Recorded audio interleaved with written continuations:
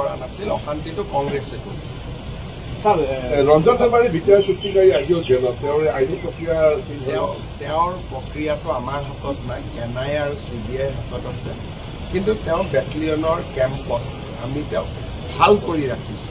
কোনো জেলত থকা কয়েদীৰ দৰে তেওঁ থকা নাই, খুব ভাল কৰি আছে। আৰু যোৱা পৰহিও NDA বহুবিলাক NDFB বহুবিলাক নেতা বা কৰ্মীয়ে জামিন পাইছে।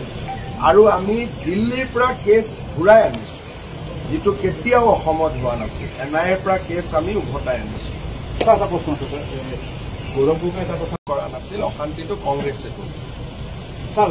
ৰঞ্জন চাবাৰী বিটিআৰ চুক্তিকাৰী আজিও জেলত, তেওঁৰ আইনী প্ৰক্ৰিয়া তেওঁৰ প্ৰক্ৰিয়াটো আমাৰ হাতত নাই, NIA আৰু CBI হাতত আছে।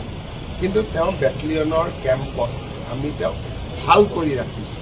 কোনো জেলত থকা কয়েদীৰ দৰে তেওঁ থকা নাই, খুব ভাল কৰি আছে। আৰু যোৱা পৰহিও NDA বহুবিলাক NDFB বহুবিলাক নেতা বা কৰ্মীয়ে জামিন পাইছে। আৰু আমি দিল্লীৰ পৰা কেছ ঘূৰাই আনিছোঁ, যিটো কেতিয়াও অসমত হোৱা নাছিল। NIAৰ পৰা কেছ আমি উভতাই আনিছোঁ। এটা প্ৰশ্ন আছে, গৌৰৱপুৰকে এটা কথা